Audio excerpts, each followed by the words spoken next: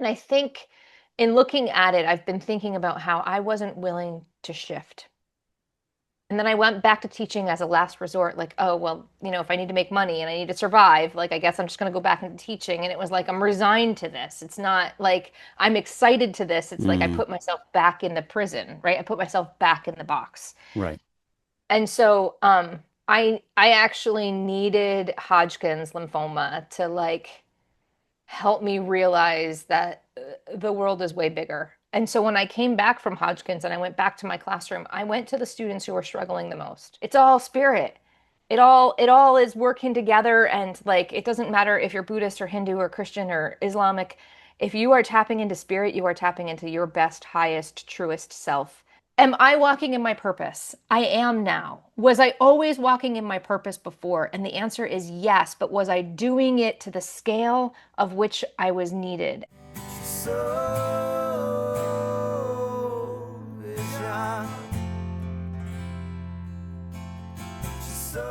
I want to welcome everybody back to another episode of The Soul Inspired. Today we have Kim Beam with us. We're going to talk to her about her lifelong, I'd call it a spiritual journey into intuitive abilities and things like that. So we'll dig into that. So let's talk about that. So thanks so much, Kim, for being on the show today. I really appreciate it. I love that you had me. Thank you so much. I always try to go back to the beginning and I go, okay, who's Kim? Who was Kim as a child? I got a little snippet of it before we started the show here, but I want to kind of dig in a little deeper and say, okay, so here you are as a small child. What was your life like as a small child? Oh God, I was a dork. I was like the biggest dork ever. I had like big glasses and I was like wearing clothes that were too big for me and I was like gangly and spindly and like um but I was hungry. I was always hungry for more, and I always was like asking big questions. And my sister had this tarot deck in her in her cabinet, and I wanted to play with them, but she wouldn't let me because she said I would put my energy all over it. And I was like, I don't care. I want to play with them. Hmm. And then she also I said, well, I want a deck. And then she told me, well, you can't have a deck. You have to like have somebody give you a deck. And I was like, well, that doesn't make any sense. And so I just sort of went forward, raised Jewish, had the bat mitzvah, questioning God, knew the prayers never left the synagogue.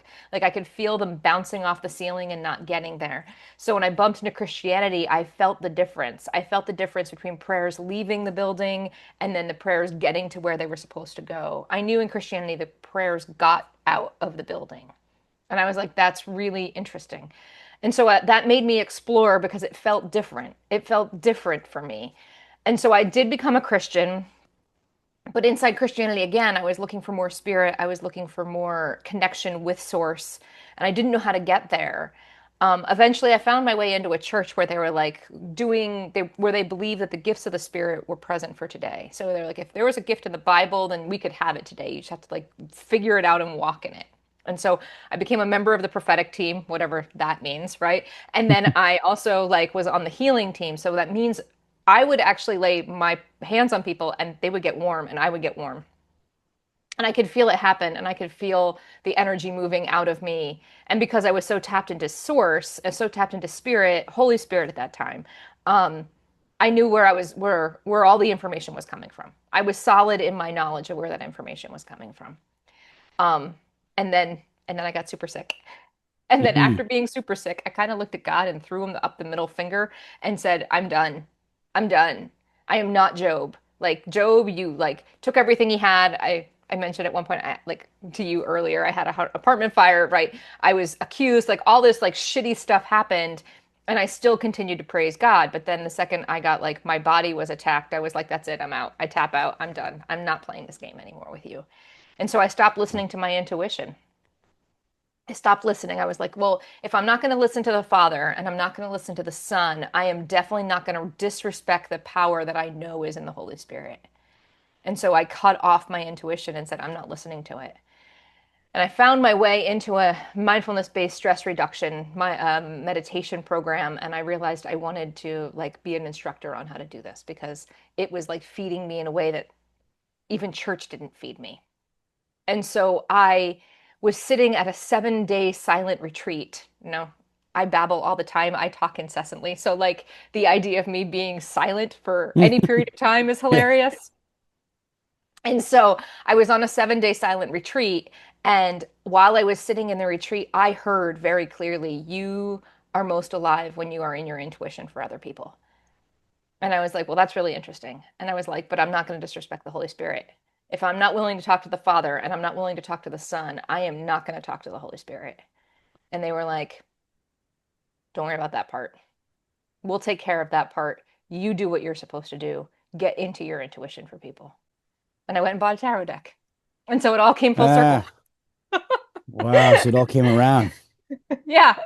And I went and bought a tarot deck and I was like, okay, I'm going to learn how to tap into spirit. And then I just learned, I hope this isn't offensive to any Christians who are listening, but I learned spirit is spirit. It's all spirit. It all is working together, and like it doesn't matter if you're Buddhist or Hindu or Christian or Islamic. If you are tapping into spirit, you are tapping into your best, highest, truest self and the best possible information for you. And I don't care what your source is. If you've got a connection, you are being guided. Wow. I love that. Okay, there's a couple things I want to dig into with this. This is amazing. So you, now that you kind of put it into kind of like this, you you kind of balled it into this whole thing. Now I can kind of understand how you got to where you're at a little bit. Yeah, yeah, So yeah. if I can understand it, because I didn't grow up with a religion. I became Catholic in my t early 20s with my sister. It was just a personal choice. But I wasn't really around any type of belief systems, and I think that's why I became Catholic, because I wanted something to just grab a hold of. That was kind of my purpose of doing Yeah, that. well, because spirit was pulling at you and you didn't know what else to do. You're like, I feel spirit pulling at me. I don't know what Right. else to do. And you're like, everybody else around here is Catholic, so let's go figure this out. Right, right. I think it's one of the main reasons why I'm not completely like we get all kinds of different people who even, will comment on the show, and people have different opinions and thoughts. And I'm just not someone who's completely against religion in a sense of I think what people are against are some of what it stands for, what it does, and what we've created within it. I think there is Right. this general main purpose behind it all. I don't think it was just created and man-made for a No. specific reason to gain power. I think that happened over time, but Right. And yeah, I I will don't, tell you, I'm yeah, not in touch with any of my Christian friends really, because anytime I talk to them, they tell me basically I'm a heathen and I'm like, I'm not walking the path and they don't know yeah, what to do with what I'm doing and they think it's totally wrong. And so anytime I bump into them, they insist on telling me the Christ story as if I don't know it. hmm I was at a funeral and they told the Christ story at the funeral and they were like, everybody's welcome at the table. And I realized in listening to it, I'm like, no, everybody's not welcome at the table. You're mm, only welcome at the table if you've accepted Jesus. And so what they're saying is you are welcome at the table if Jesus is in your heart. But if Jesus is not in your heart, please don't sit at this table. And I hmm never felt so pushed out ever right, as I did showing up in that church where I was on the prophetic team, where I was on the healing team, and then realizing I'm not really welcome here because I don't sit at this table the way they sit at this table. hmm So it's almost in a way contradicting of what their Yes. main message is, and I can understand that. And again, not everyone's this way.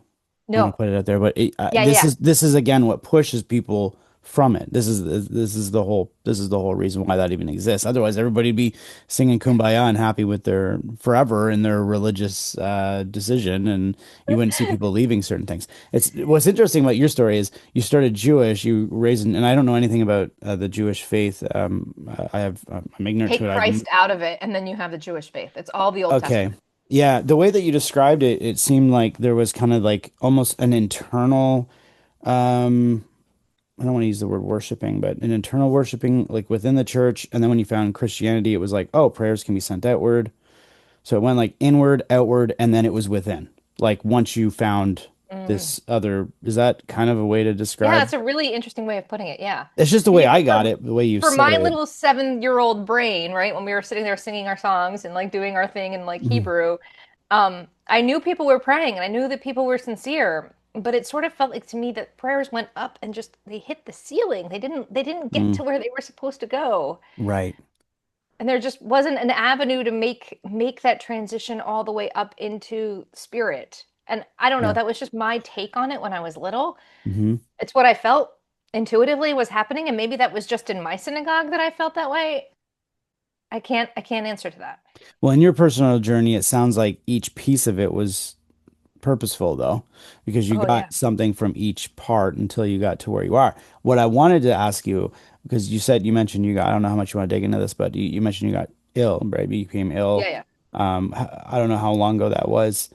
Um, 15 years. it was 15 years ago. Okay. In fact, I was just diagnosed 15 years ago. Oh Like wow.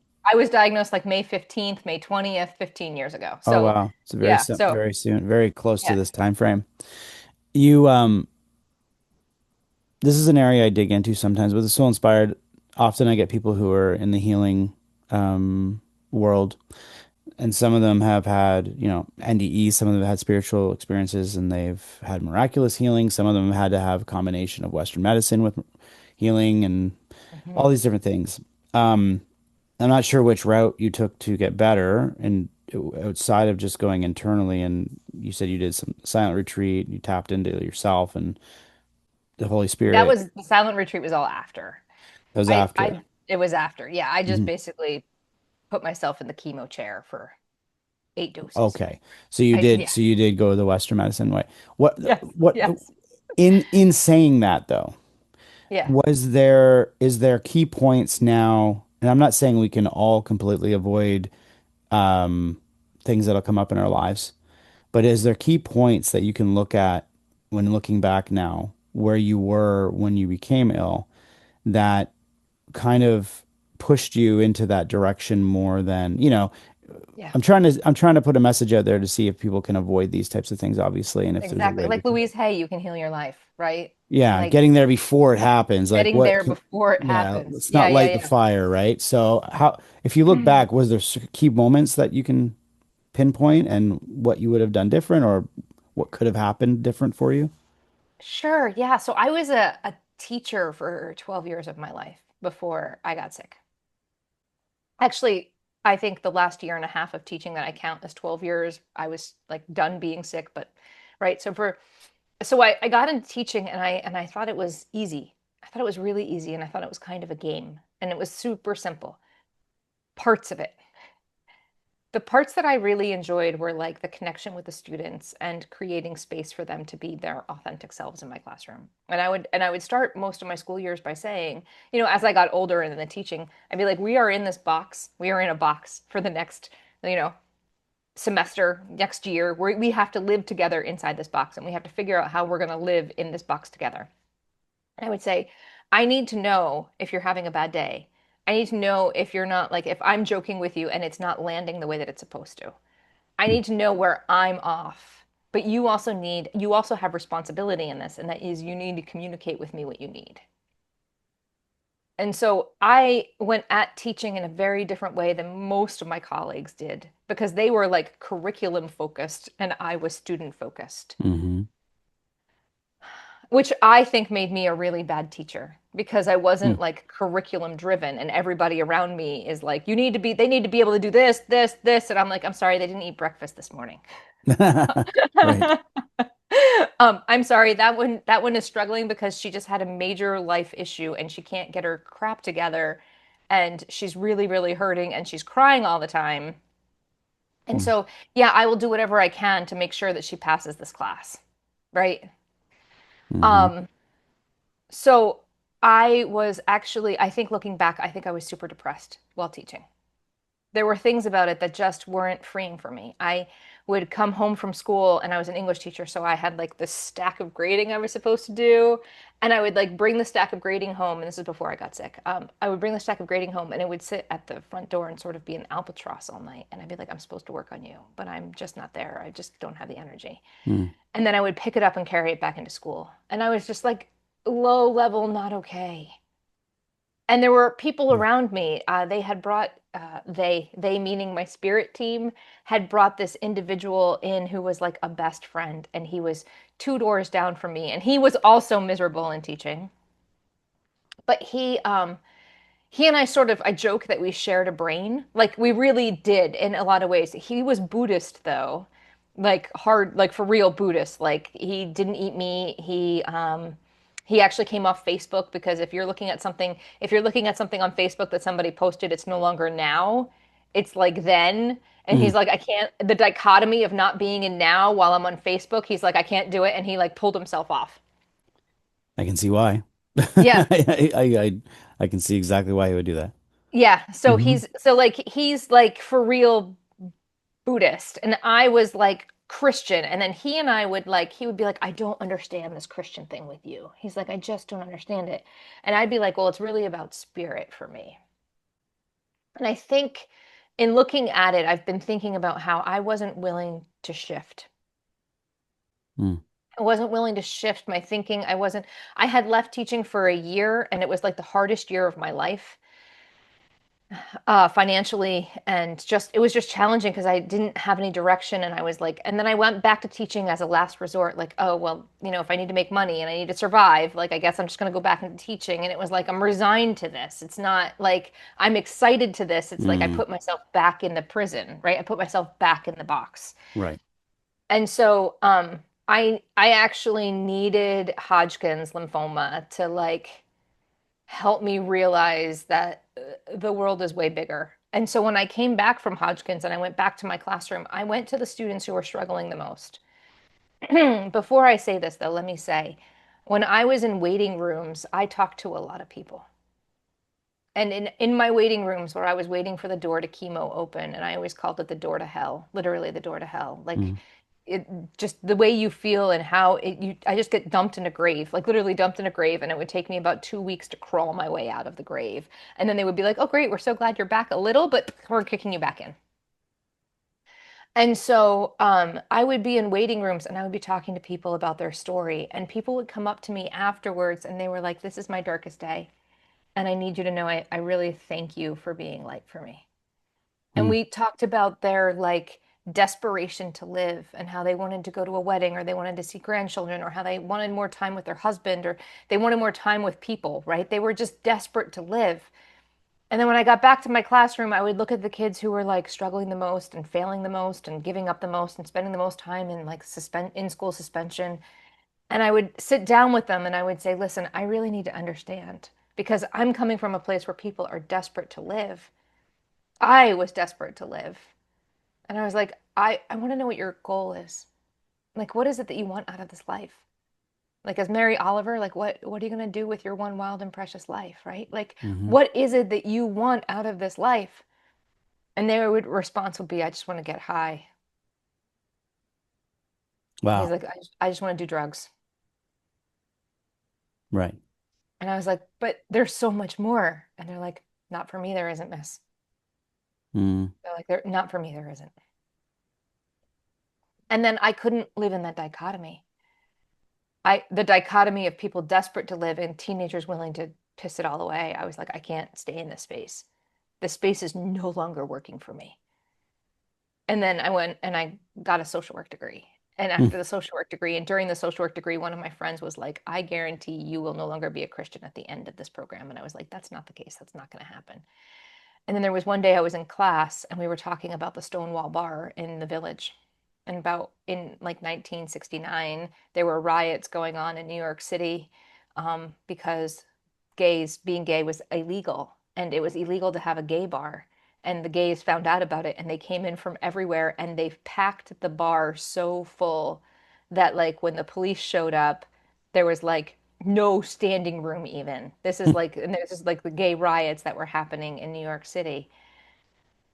And as a Christian, I heard this story, and I I had somebody, when I went to one of the funerals where I felt like I wasn't a part of the table, I wasn't allowed to sit at the table. I told this to one of the people, and his response to me when I said this was really jarring. Um, and I'll tell you what that was in a moment. But I sat down and I thought about it, and I was like, okay, here you go. You've got a bunch of gay people inside a bar, and you've got a police on the outside. And I said, and Jesus is one man. Where is he? Where is he? And I was like, well, if we look at the woman at the well, who they said he without sin throw the first stone, and the only person there, according to the Bible, who didn't have any sin was him, and he wasn't throwing any stones.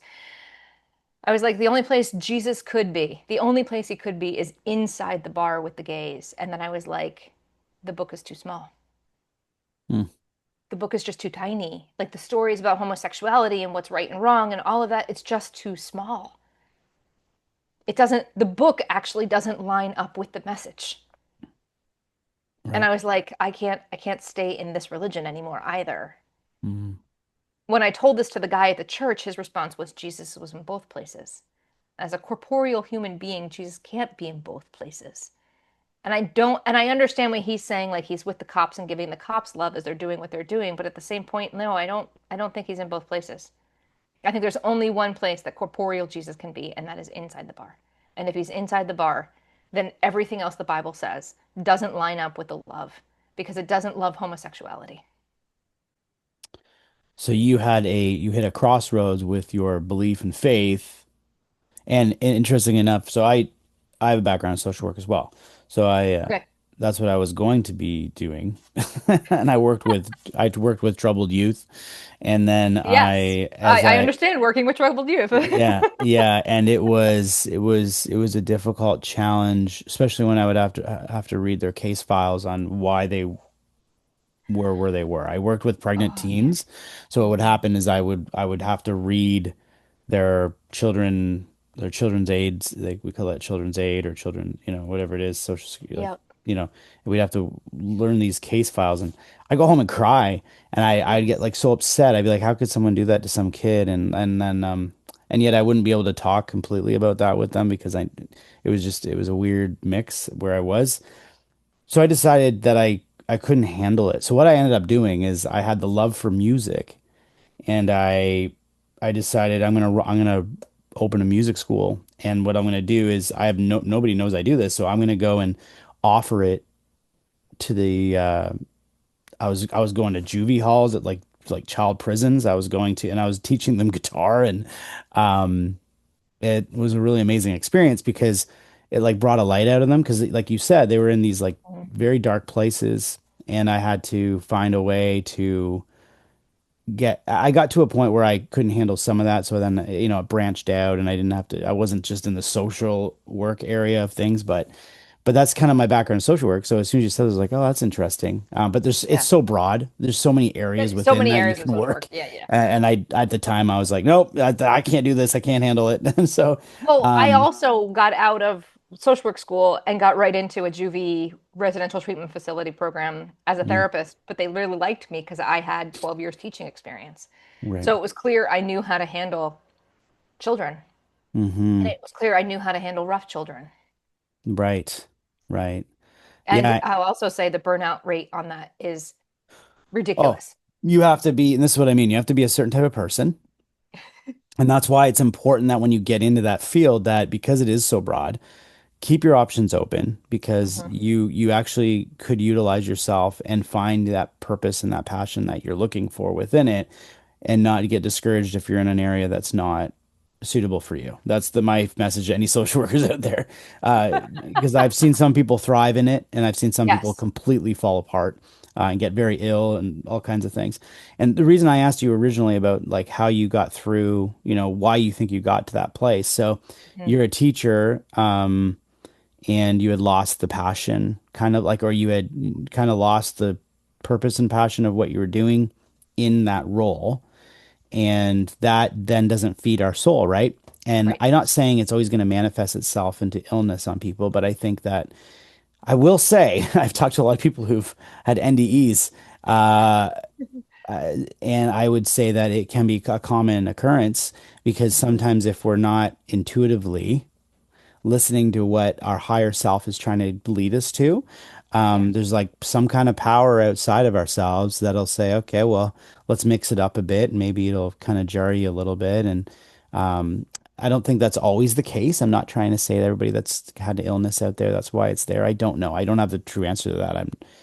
This is why I'm seeking all the time too. But I will say that I do see a common trend.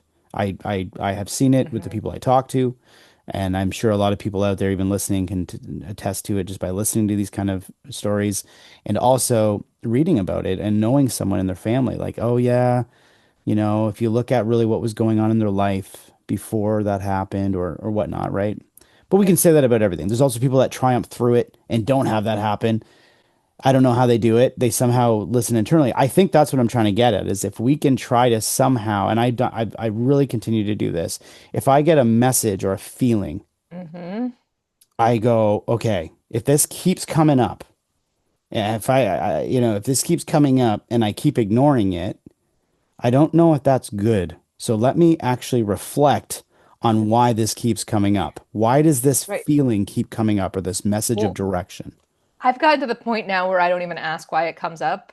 I'm just like, Mm. it came up, I'm listening. So you So just go.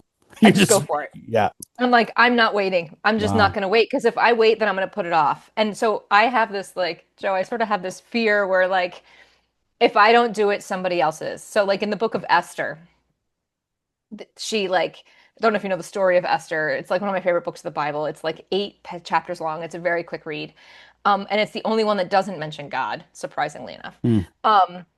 And basically she gets put into the harem with the Nebuchadnezzar, and she's like pampered and in a spa, and she's like given all these treatments, and she keeps going to her uncle like, why the hell is this happening to me?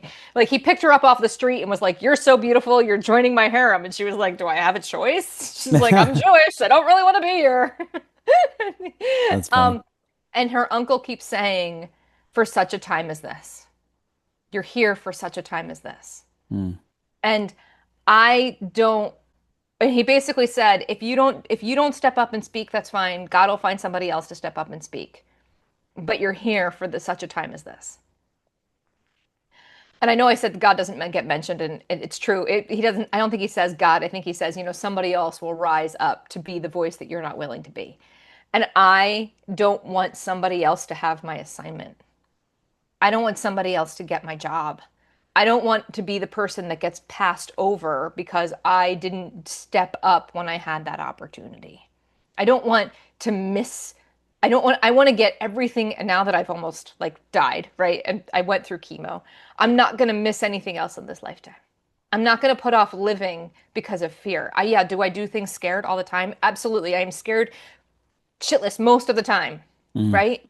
But I'm not going to miss out on an opportunity because, or I'm not going to give my opportunity to somebody else because I am not willing to step up and do it.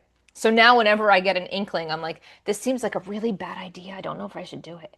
And I'll check with somebody. I'll be like, hey, what do you think about me doing this? If I think it's really nutters. And they're like, no, I'm getting a yes on that. I'm like, you're getting a yes on that? I'm like, it's the most nutty thing ever. And I did it recently with a man who'd basically destroyed my heart. And I was like, why would I reach back out to him? Like, why would I do this? And I really felt like I was supposed to. And I was like, why would I do this? This doesn't make any sense. And we are now in coming together reconciliation of like us just being okay with each other in such a beautiful way that wouldn't have happened. And the severing would have just continued if I had stayed quiet. Mm. And now we're able to like communicate with each other and have it be normal and healed. It's unbelievable, but just because I was willing to say yes to this weird thing, we are now able to like talk normally with each other Hmm. and it Wow. not be hurtful. It's not hurtful in any way. Right. I don't think for either one of us. And so by listening to my gut, even if it doesn't make sense, even if my logical mind is like, you're really going to put yourself out there to be destroyed again? Like, why would you do this to yourself?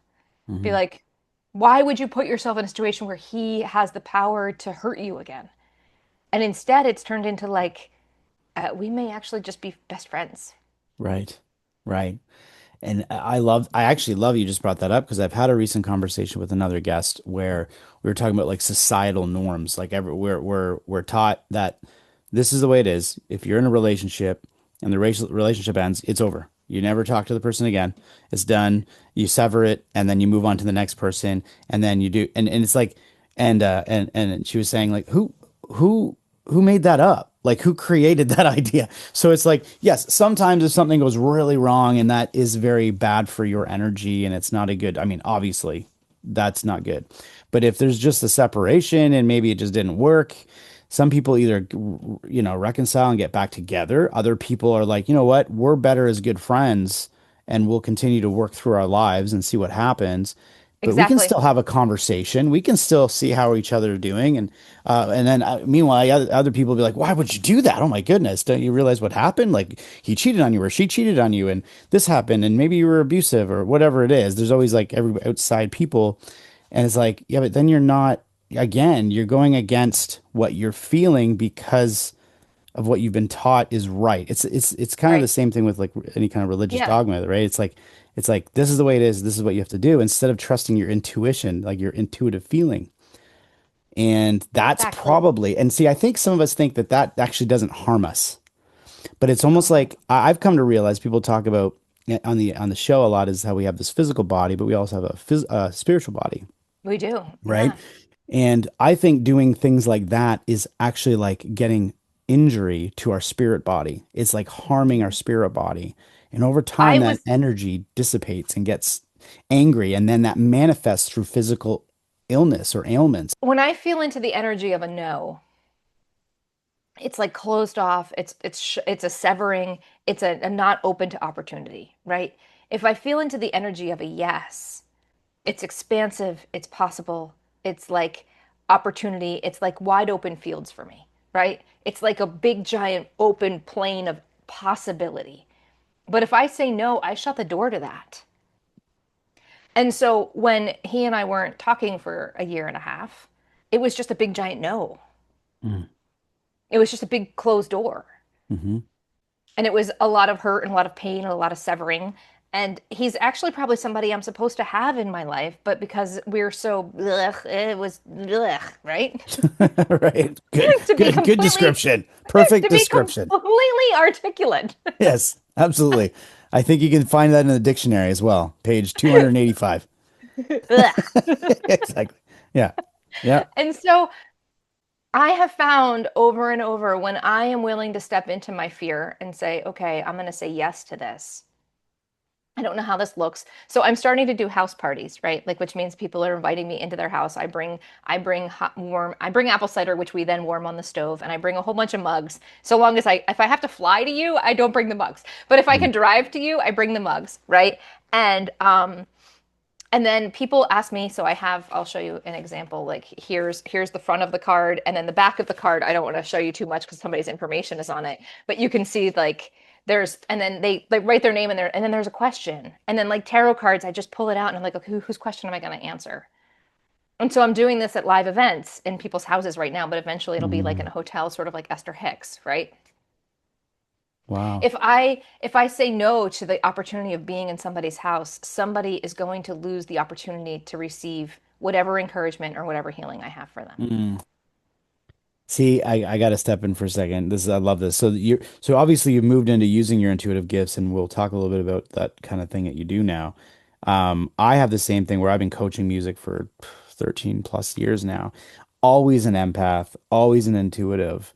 And for probably about 10 years of that, I would always feel things with my students, Oh but I yeah. wouldn't mention anything because I thought it was intrusive. I thought I'm being intrusive. But I started to notice is that would kind of if I didn't say something and we'd go through the session, they'd leave, they'd come back, almost like I don't want to say it was like I remember they would leave and I'd almost feel like what's the word?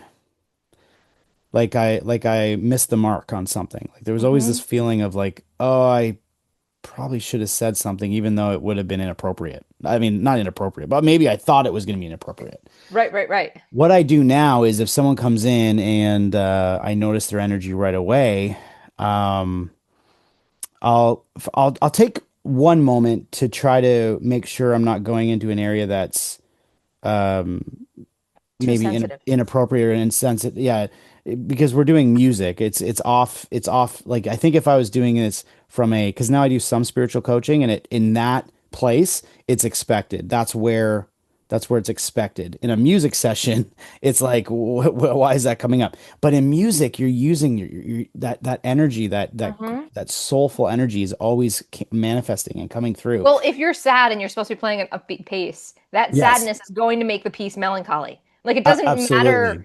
right? It doesn't Yeah. matter what you're doing. That emotional strain that's inside of you is going to come out It's going to come Hmm. out as you're playing because this is the voice you are giving your emotion at that time because you're not willing to say whatever the words are at that moment, right? Maybe you're saying Hmm. it outside of the music session, but inside the music session, you're not talking about how you're feeling. The music is telling how you're feeling.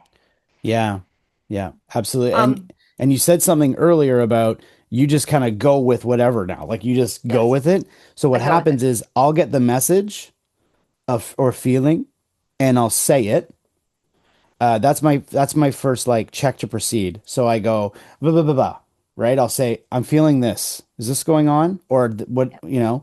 And then depending on how they react, sometimes it's Yes. like no, no, nothing's wrong, but I can still sense it. It actually heightens. It almost like grows and I go, "Oh God, this is really deep."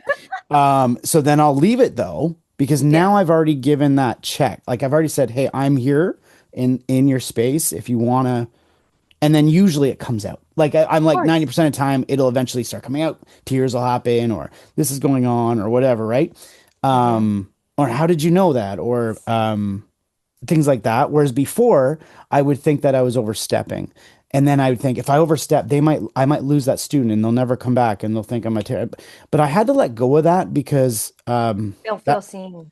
yeah, yeah, I had to let go of I was like, I would much rather that be a possibility, but I allowed them to be felt or seen or something. Yes. There was something that needed to come out.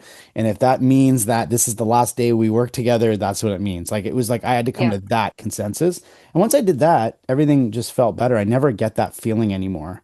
And in fact, when I am holding back now, I go, hey, you're kind of going back to that old way. Don't do that. You know the way you've, and this is all internal. This isn't me talking. This is like internal feelings and thoughts, right? Exactly. And I'm sure a lot of Exactly. people can relate. And it sounds like you've done that now, and now you're in this space. I'm in this space. So Yeah. I before I stepped into this space, I was a full-time hospital social worker, and then the pandemic happened, and there were all these problems within my department. And I went to HR like 3 times and said, if you don't pay attention to our department, you're going to have a really big problem. And Mhm. then I went back like a couple months later and said the same thing. And then they brought me to like basically the person who's almost in charge of the entire system. And I said to her, if you don't pay attention to our department, you're going to have a really big problem. And around that time, I was talking to a psychic who said, you're going to be offered a contract job. And I was like, well, what happens after the contract job ends? And she said, you'll be totally fine. Don't worry about it. You'll be fine.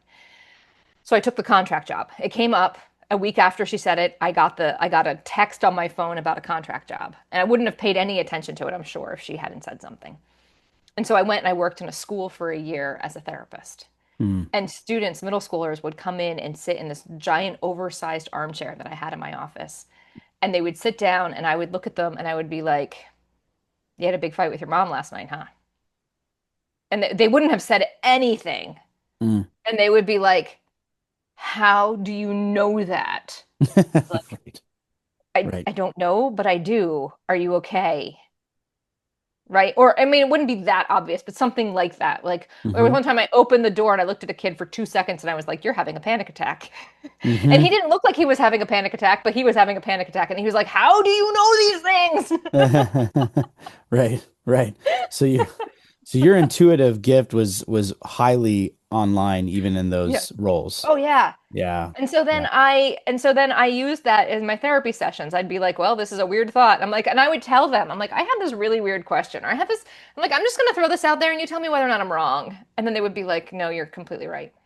Hmm. And the more I did that, the more I trusted it and the more I went with it. And at the end of being there for the year, because, the contract ended and then I could go back to being, I'm per diem at a hospital now. I choose when I work and I choose when I don't work. And since I was already like per diem at the hospital, I was like, I have the summer between, and they didn't rehire me because I was hired on the COVID grant and they couldn't renew it because there wasn't funds to renew it. So like I was let go after the year. Best year, probably one of the best years of my life. Um, Although things are becoming very cool in my life now. Uh, I took a 5 week silent retreat. And on that five, I wasn't completely silent. I can't be completely silent. I like talked like an hour a day. Um, and so while I was on this silent retreat, I came to the realization that I wanted more, and I didn't want to go back full time. I wanted to figure out the writing and the public speaking. That was the dream when I was little that I let die. And I like thought it was never going to happen. I wanted to be a full-time writer. And I always thought if I went into teaching, I'd have my summers off and I'd be able to write. And my summers spent off were both basically like surviving the school year that just passed. There wasn't energy enough to write with because all Mm, the energy had been expelled during the school year. And so I didn't have the reserves to be able to write during the summer because there was not enough in me for it. And so I decided I was going to pursue the dream and so now I work per diem at the hospital, and I do this intuitive thing like 2, 3 days a week. so per diem, that means like part-time, a couple days a week kind of thing, or Yeah, whenever I you can get choose in. what days I work. I choose what days I Mhm. don't work. I'm contracted to work 16 hours a week. I 16 hours see. a month. 16 16 hours hours a a month. month. I only have to work one weekend a month, basically, is Right. what I'm contracted for. I actually work somewhere between 3 and 4 days a week at this point. Hmm. Mostly three. Sometimes it drops down to two. And my boss is looking at my summer schedule and she's like, Kim, like I was like, just put me on for all of it because you all need vacations. And she's like, you need a vacation too. I'm like, no, I'm fine. Hmm. I'm okay. I have Yeah. 2 days off every week. I'm Right. okay. Right. No, but it's not off. I'm working for Kim Beam those days. Right. Right. So you kind of balance the two pieces of who you are and the work that you're doing. Hmm. And it's the same set. Eventually, I'll bounce out of this. Eventually, I'll bounce out of the hospital and just do Right. Kim Beam all the time. Right. And that's the way to do it though too, right? And again, you just take with a lot of people are scared to take a leap of faith in things that they're passionate about and doing, but you don't have to completely annihilate your past immediately. Like you can do it in a way that makes sense and feels right and just move Exactly. through it. It's like I teach most of my time coaching, but then I'm also doing life coaching now. I'm also doing the podcast. I do voice work and singing, and I do my own music. And like, there's things that you can do that, but you got to feed the soul. You got to feed Right. what's there, right? So I love how you're doing that. And so you said you do events. I do Do you events. do like one-on-ones with people as well? I do Okay. one-on-ones with people. Okay. And how do people get in contact with the work that you do? Is there like a website or is there? Yeah, kimbeam.com. Everything is on there. So there's a book that just came out in I guess that was November or December of last year. So that's only like 6 months ago. Wow. And I have a book contract for another book. And so I'm putting myself, so this is what makes it really funny to me, as I just announced to you that I didn't have enough time on my summers to do any writing. And I am putting myself in a house over the weekend to basically write the entire book for the next version, like the next book that's coming out, Oh, which wow.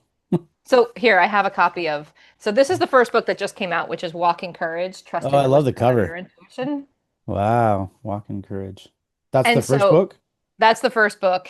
In fact, send me your address, like email me your address, and I'll just I'm popping a bunch of copies in the mail. I don't think of this as like a selling book. I think of this as a giving away book. Like this is my Mm, business card. When people say, oh, "Do I you have a love that. business card?" I hand them my book. That's Um, awesome. and so I have this book, which is Walking Courage, and then I have another one that's called Dancing in the Light. And it's about finding your purpose within your your soul's purpose. Like, how do you, I think that's what it's about. The truth is, I'm sitting down this weekend and I'm going to channel it out. So I'll open a Google Doc and I'll tap into spirit and I will channel, I'll like just whatever spirit says, I will it out on the page. Hmm. That's how I wrote Walking Courage. I wrote it in 5 sittings. And so this weekend, I'm putting myself at my mom's best friend's beach house. You have a view of the ocean from the living room, the kitchen, basically. And so I'll just sit at the chair, stare at the water, and like tap in and write the book in a weekend because you just open the Google Doc and it takes voice to text, and then you just like get it on the page. Wow. What's beautiful about the people I've been talking to and the people who especially written books and things, one thing I've learned, because I knew nothing about writing books, but I've written music since I was 11 years old. That's And it because you was hear it. and it was cheering. It was channeling, sorry. It was Yeah, just I would you just play hear the it. chords and I would just say it out. I would say it. Yep. Then my mother would get concerned about my mental health, but at the same time, because I was writing stuff that maybe a 25-year-old would write at like 11 years old, right? It was very Exactly, because serious you're tapped stuff, into spirit. right? And so I didn't realize a lot of the time that a lot of authors are doing the same thing, whether that's from a creative place of a fiction or a nonfiction messaging place, it kind of all stems from the same place, as long as you're doing it from the right place. Just like I could Exactly. say, I have students who want to learn how to write music, and they'll come in and say, okay, I have this sheet I wrote out, and I thought, you know what? Well, what's popular right now? Well, country music's popular, so I should talk about trucks and women and drinking. And then what we should do, and I'm like, hey, wait. Like, is that I don't know, like you're not focusing on the real, like what just comes through you. And they kind of look at Right. me like, what? Like, what does that, What? what does that even mean? So that's part of the coaching process of getting people to that place. And not everybody gets there. Some people do, No. Yeah. but But you it's, have to take yeah. yourself out of the driver's seat. Mm-hmm. You have to become the passenger of the car when you're creating. Mm-hmm. And you have to watch the creation happen, right? You watch it happen. I'm sorry, I cut you off. I didn't mean to cut you off, No, but I I got like so that. I'm excited. writing what you I got just it. said. Take yourself out of the driver's seat. Out of the driver's seat and put yourself as a passenger and let your creativity drive. So I always said when I was writing my fiction, I always said I was watching a movie in my head. I was watching a movie in my head that nobody else got to watch. Mm-hmm. And then when I would get stumped is when I had come in and started to take over the wheel. And then I would get a writer's block because I had made the decision for the Wow. character, not the character making a decision for themselves. Mm-hmm. And then once Yeah. that my decision played out a couple of pages, I'd be like, wait a minute, I made this decision. I have to roll it back and be like, where did I come in as the driver instead of letting the spirit just be the one who was telling me how this should go? Mm-hmm. This all relates to the music industry and that, I mean, I release music all the time and then I'll release it and I'll listen back and go, oh, my, there's a part of me that will still say, oh, I should be writing songs that are like hits right now, though. Like I need to make something that's gonna hit. And then I go, why am I thinking that way? Because I allowed authenticity to come through. Like Yes. because but we rely a lot of times on performance, ratings, how many views, listens in the music industry. But we don't realize that it literally could take one person reading that book or one person listening to that Mhm. song that could completely change a complete ripple effect in their entire life. And that's more important. It should be more important Way than more getting how many views, views. sales, all these things that you can have. So I'm gonna share this. Hmm. I have permission. I have permission to share this. So Sure. I had one of those moments where they were like, "We need you to do this. We need you to do this. We need you to do this." And I'm like, I know. I just don't have time. I'll get to it. I don't have time." And eventually, they kept me up until like 1 o'clock on Monday and Tuesday of this week. And they were basically like, "If we don't put you in this chair and make you do this, you're not gonna get it done. So just please get it done." So in January, I started to write emails where my emails are not normal. Like they're just not normal emails. Like you know how like the marketing emails go out and they look like the marketing email. Yes. I'm not doing that. Hmm. I basically give you a journal entry of what's going on in my head. So Nice. like if there's something going on, like I was at the gym the other day and this thing happened and blah blah blah, or I'm working with a soul healer right now and like I had this thing happen in session that was totally intense, and then I found out that like this other thing, and then I wrote like this incredibly, I just took like my entire like weird childhood sexual abuse story and like threw it in this email where I was like, here's a weird story, and I even like put at the top like this could be a trigger warning, don't read this, like stop here if you need to. Right. But then I also like talk a little bit about like going to the gym and what I hate about the gym and what I love about the gym. And like it's just me being me, but on Fridays I channel. So my Friday email will come out as a channeled email. And I sent these out since January. I've been sending them out and they go out 3 times a week. I send out an email. And it's like just where is Kim Beam in her life basically, except on Fridays where you get a channeled message. And I've had people come back and be like, your channeled message is so amazing. And my Friday email open rate is ridiculous. Like Mm. it's like 60 or 7. Oops, I didn't mean to put my hand up. It's like I 60 or love that. 70%. Like, right? It's like, how do you have 70% open rate on your Friday emails? Like, but Wow. that's what's going on. Yeah. And so they were like, we need you to not have these just lost in the ether. Like you sent them out and now they're sitting in people's inboxes and they're not doing anything. Please do something with them. And I was like, but I didn't. And they're like, go on Substack and put it on Substack, please. And I was like, Hmm. and so they finally put me in a chair and I've got them all out and they're all dripping out. So they're dripping out 4 months later. So if you want to know what's going on with me now, sign up at my website, right? But if Right. you want to know what's going on 4 months ago, just hang out on Substack, right? Mm. Got you. Right. And so they're all set to go. They're all keyed up. They're all like ready to go. All of the emails have now been scheduled. So like I'll write the channeled message for tomorrow today, and then I'll schedule that out on Substack to go out in 4 months. Mm. And they were basically like, we need you to do this. And I can tell you, I've only been putting them out there for like less than 10 days, and and I know this isn't a large number, but I expected when I put this out on Substack, I was like, this is just me barking in the wilderness. Like, I'm going to continue just barking in the wilderness. I have 12 people who read the message that I sent out last week. Like, the last one I put up yesterday, I had 5 people who read it. I checked it again this morning just out of curiosity. 12 people have read it. I'm Wow. like, who are these people? Right, right. Just And how, random. Yeah. one, and two, how did they find me? Because I'm not doing anything but putting it on Substack. Right. I Right. haven't even, you are the first person where I have publicly said I am putting my stuff on Substack. I Right. haven't told anybody. I haven't put it on socials. I haven't Hmm. announced it at all. I'm Yeah. not even hashtagging it. Like I'm not making it a big deal. Hmm. And I'm like, we'll see what happens. So, Yeah, it's the same thing yeah, that happened with the podcast. I mentioned I was going to do a podcast to a few people, but I didn't share it when I started the yeah, podcast. I wasn't, posting it all on my social media. I wasn't, I just did it all separate. I thought I'm just gonna put it out there and see what happens. Yeah, and it's grown up to we're getting close to 6,000 subs now. Like it just keeps growing, and these are people I never knew before. Like these, it's fascinating how if you put, congratulations. It is I so appreciate, hard because I feel like we're all voices in a wilderness barking very loudly, right? right? Yes, absolutely, absolutely. And That's and yeah. I'm like, is my barking making a difference? Like, does my barking even matter? Hmm. And I would say to you, Joe, yeah, being authentic, being real, being who you are, as scary as that is at times. And do you mind if I step into the intuition a little bit? Because it's rising up for me. Is that No, okay? absolutely, no problem. Okay. So one of the senses I've had is there are times where you come off of a session and you go, that was off the rails. Or you go, that I'm now censored. Nobody's going to follow. Who's going to listen to this? This is ridiculous. And then there are times where your heart is soaring. Like you come out and you're soaring, and then your ego brain comes in and says, "You are such an idiot." And you go, Yeah, "You're right, I am." And then your heart yeah. drops, Hmm. right? Hmm. And so I want to encourage you to watch that ego brain. Just give Hmm. it a little like pat on the head of like you're safe, you're okay, this is gonna be fine, right? My soul here on the show it goes, it's okay, it's okay, it's okay, it's all okay. So like if you just tell your ego, it's okay, it's okay, it's okay, right? We're safe. You don't need to keep me small.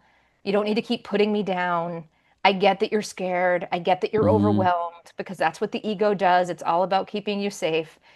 And then if you let the heart energy grow a little bit. There are some ideas, I just got this too. There are some ideas that you've been sitting on where you've been like, I don't know, it's a quacky idea, I don't know.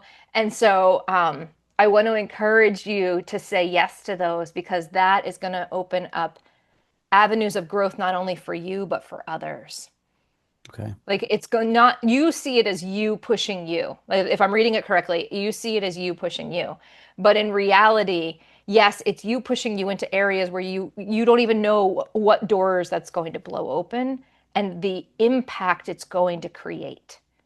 It's going to have an impact that you don't expect in a really, really, really good way. And so you've been saying no to it because you feel like it's ego driven, but it's not ego driven. It's being heart spirit driven. Okay. Yeah, you're pretty good. Pretty good. Yeah, you pretty much hit it hit it right on the nail there. So yeah, absolutely. And there's a few things that relate to that. So um it's interesting though when you get into soul work. I call this soul work because this was a passion project doing the podcast. And when you get into that, it really opens up a lot of your vulnerability. And you have to be able to kind of almost like go with that flow instead of judgment. And it can be a little bit of it's much more difficult than just getting like a 9 to 5 job and doing like not just take away that, but you got hired at whatever, and you're gonna go do this job, you've been assigned this is what you're doing. Right. When you're doing things that speak to you very personally and you're going with internally, you'll have these moments of highs of feeling like, oh my gosh.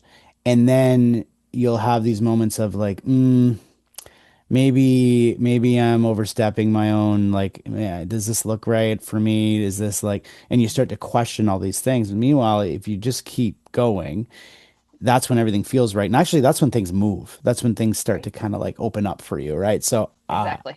Exactly. 100% I understand where you're going with that.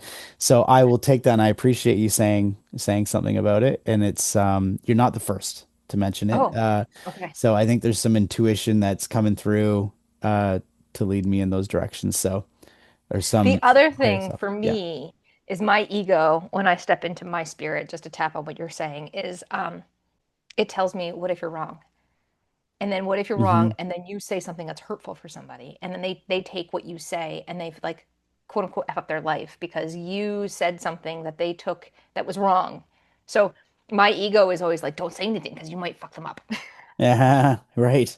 Yeah. Right? Yeah. Because if I step out and I say this thing to you and I'm not right, then you've taken it and you're going to run with it and it not be correct. But Hmm. the thing I always tell people is it has to resonate inside your body. So if somebody says something to you and you're like, it jars you and it makes you feel uncomfortable, it's not yours, it's theirs. Mm. And you don't have to accept it. If it's something that lights you up and excites you, then yeah, then they were right and you can listen to it. But if it's something that like makes you feel overwhelmed, unkind to yourself, makes you feel kind of like lack of peace, it's not for you. That's not yours. They were Hmm. they were off. And so I give myself that permission to speak. And if it's not the right time or it's not the right words, they'll just, I always say it'll just fall dead. They'll just fall dead. It Right. won't last. It won't be expiring. It won't be exciting. It won't lift them up. Hmm. This has been an amazing conversation. There's tons of other directions we could go, of course. I always kind of go in a big full circle and I come back to the same question to end each episode. And I always ask the same question. And then it doesn't have to be from an intuition, but just from your own feelings, Mm. um, you've lived this life you've lived so far. You have a lot more you're doing. And so if you look over everything you've done, actually, it's going to kind of be a bonus question going into the main question. It would be, do you feel that you've been living your purpose as to why we're here? And what would that reason to be why we come here?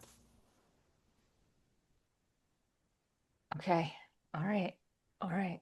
So I the last time I was at Jane's Beach House was in the beginning of April.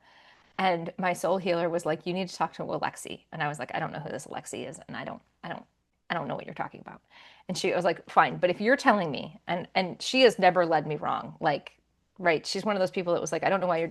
She was basically like, yes, you need to go to the gym. Somebody said it, and she said it, and I'm like, the two of you say this thing, I need to get myself in the gym. And then she was like, and I don't know why you're doing this, and he said the same thing, and I was like, okay, I changed directions, and I'm like, well, if you're telling me I need to meet Alexi, I'll go meet Alexi. Alexi is somebody who takes a look at the lines in your hands, right? These lines. She Hmm. also looks at each of your fingerprints. And she says that when you pop out of the chute, however you pop out of the chute, whether you get lifted up out of the chute because you were a C-section or whether you came down the chute, right? And when you were born, on your hands, in your fingertips, is your soul's purpose. It's already written in your fingertips and your palms if you know how to read it. And so I went to her and she sat down and she basically told me my life purpose. And my life purpose, and she also told me my lessons. Like she tells you what are all the things. So some people have, I'm not good enough. Some people have, I'm too much. And some people have, like, I'm too much, I'm too little. And then the other one that people have is, there's something wrong with me. I stacked this lifetime where I have all three. Hmm. Right? Most people have one of those. I blessed myself in this lifetime with all three of them. So I actually have five lessons that I need to learn in this lifetime. So whenever anything happens, I fall into basically rejection. Like makes me, and then I spiral, right? And then I spiral. And so she basically said, "Here you go. You are a basically in community. I am a speaker and healer to the masses, and it's written in my palms." Hmm. And that was my dream when I was little, is that I would be a public speaker and an author. So I knew it already. Everything she told me was already known to me. She's like, I'm not going to tell you anything new that you don't already know. She's like, what I'm going to do is just reinforce that you need to be walking in your purpose. You'll know all of it already, and you'll be doing some of it already. You'll be doing, even when I was teaching, I was doing it already, but I wasn't on the scale that spirit wants me on. And that's what's coming next for me is I will be on the scale spirit wants me on, Hmm. which I don't know that I'm ready for. And they're like, oh yeah, you're ready. Because you don't think you're ready, you're ready. Right. Right. Yeah. And Yeah. so am I walking in my purpose? I am now. Was I always walking in my purpose before? And the answer is yes, but was I doing it to the scale of which I was needed? And the answer was no. I was locked up in a box inside of another box inside of bureaucracy. Hmm. Right? I was inside of my classroom, which was inside of a building, which was a school, which was inside the bureaucratic nonsense. So no, I wasn't walking in it completely. But was were parts of it there? Always. Right.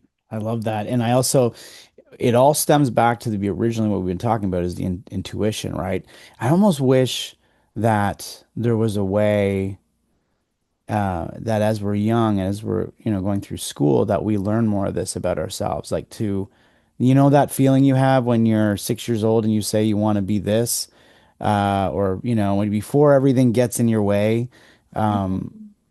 listen to that. What does that mean? Why do you feel that? Right. And Right. some people find that and other people get lost in the, oh, now I'm a teenager going through puberty and this is happening. Now I can't be this way because I'd be a loser if I was like that. So I got to do this. And our brain starts to create these Hmm. different Well, ideologies of who we're supposed to be. And then but we not get only that, but lost. we have people who stand over us who Hmm. say, you can't do that because. You can't do Hmm. that because nobody else in the family has ever done that. You can't do that because, right? You can't do that because and though they mean well, it's their ego and their fear that stops them from being like they hand their fear down to you. Hmm. Right? If you have a family member, if you have like if I ever had a kid because I've walked through anxiety and I watch a kid having a panic attack, the way that I'm going to handle that child's panic attack is going to be completely different than the way my mother handled my panic attacks, Right. right? And Right. so I get to give them the gift of what I've learned, Mm. right? But my parents didn't give me that gift. Nobody even acknowledged I had panic attacks when I was little. Nobody was even like paying attention to like the little angsty Kim Beam that was running around in clothes that were too big as she was like stick-legged and stick-armed, right? Right. Right. And so Yeah. I wanted to be a marine biologist for a really long time, but I think that's really just because I love the ocean. Hmm. And so now that has morphed into I just want a house on the beach, right? If I Hmm. had a house on the beach, I think I would be really not that I would be really content, but I think that would just like bring in a different level of peace for me. I started out right on the coast of Gloucester and Manchester by the Sea in Massachusetts. Mm. And I wasn't close enough to see the ocean every morning. But I lived in those towns and I taught in Gloucester. And when I opened my front door to go to work from Manchester by the Sea to Gloucester, and any given day I could smell the ocean. And because I could smell the ocean, my entire body was different as I headed to work. Hmm. And so, do I think I need to be on water all the time? The answer is no, I don't need to be a marine biologist, but water is something that like helps me have more peace and feel spirit more. Hmm. So it possibly could be even those intuitive feelings of it could mean something, but it's not completely aligned yet, but there's something Exactly. around that, right? And just trusting Yep. those things. And trusting those things. Wow. So we're here for that. I loved your answer to that, and I can tell you're a writer based on your answer because it was more in depth. Some people are like to love. That's the answer. That's why we're here to love. And I mean, I yes, yes, for sure. Absolutely. And I love that answer too. It's just I always like asking that question at the end of the show because it gives me some insight into who you are and right. and also it's like every single time I think I've heard a different like this I think, oh, if I keep asking this question, I'm going to be keep getting the same answer. Well, that's completely proven to be wrong. I'm almost 150 episodes into the show, and I very rarely get something similar to the other one. And that's what's really fascinating. I think our Yeah. learning is endless. I think we're just like a little pinprick of information being here in this entity in this body. I think there's so much more than we are than we understand, right? So, Working with my Yeah. soul healer, I can definitely tell you that. One of Absolutely. the things that she does is she like puts you in like hypnotherapy and then she like has you deal with your stuff, right? But then she also does this weird healing thing that I've never seen before. And one of the things in working with her, I've been working with her for about 3 months now, I have realized is this entity in this lifetime is in a giant play. I'm in a Hmm. play. That's all it is. I just happen to have made up the set and I've happened to made up I've got my lines and I've got my part and I just asked spirit, okay, I healed two huge soul relationships in the past 3 months, right? To be honest, in the past 3 weeks, like there's been a huge Well, like healing shift that's just happened, and I'm like single, not dating anybody, like completely wide open space. My ego wants to flip out and like wants control and is freaking out, and she's already like, no, ego, calm down. So I now know how to handle my ego when it's like, but we're single, and I'm like, yeah, that's fine, we're fine. So instead of doing my normal thing, I walked out of the gym yesterday. I was wrestling with all the things I'm feeling and going through. I like had this moment of peace and calm, and I was like, I came to center, and I thought, what's the next act of my play?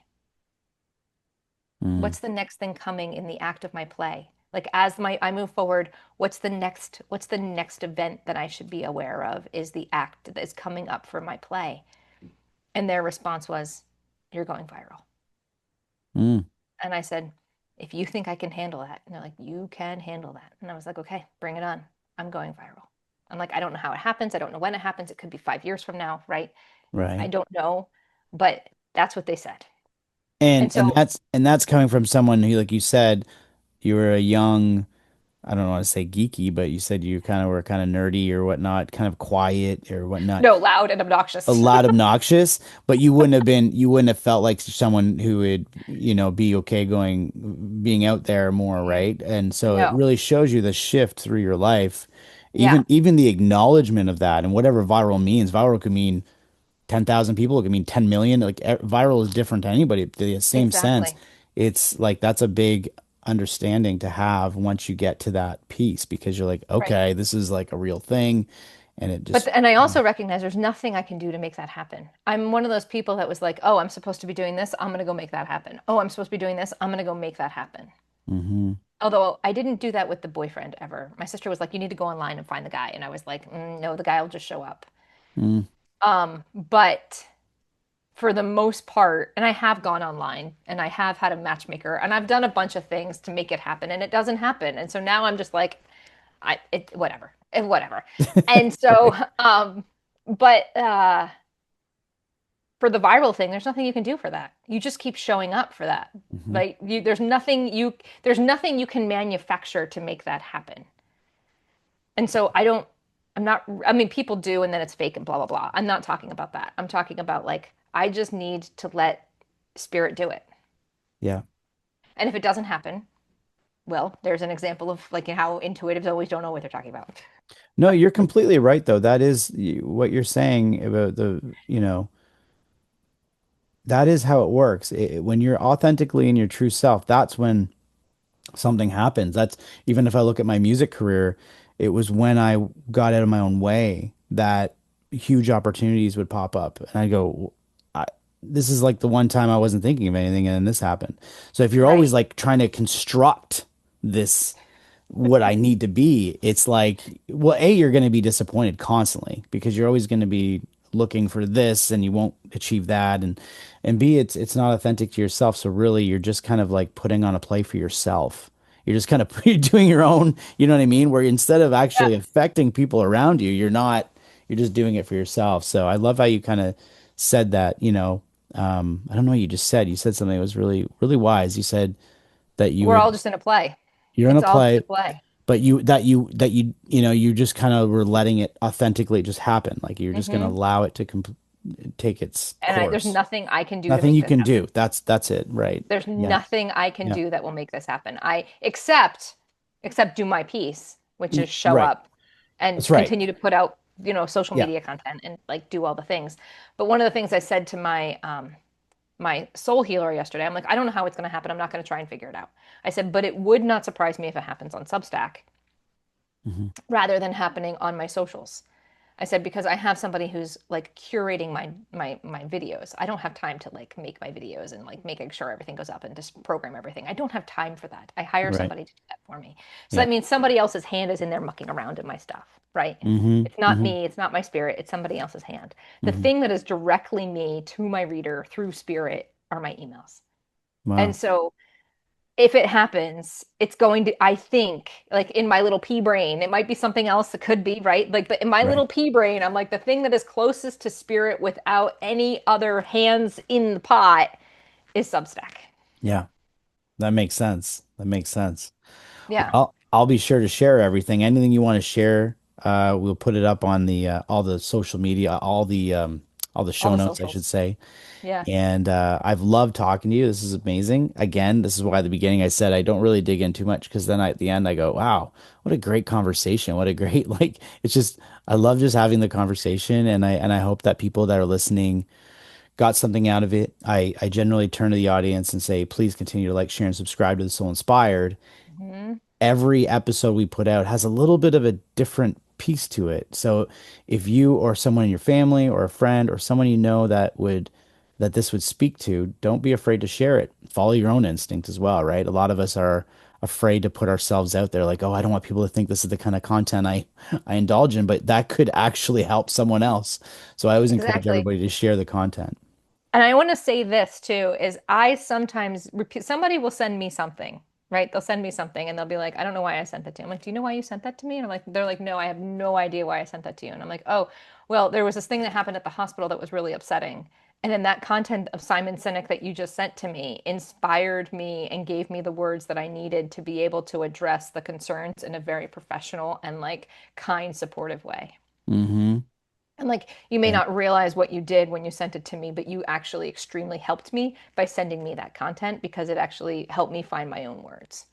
And so you like if you get that inkling that this content doesn't matter, I don't care what content it is. I don't care if you're on Instagram and you're scrolling and you're doom scrolling or you're like on TikTok and you're doom scrolling and then their content and something about it says I should send to this person and you haven't talked to them in 7 years, Hmm. please listen to that because that person needs whatever it is that's inside that thing, and then your brain Absolutely. and your ego is going to be like, it's going to open the box and it's going to be terrible, blah, blah, blah.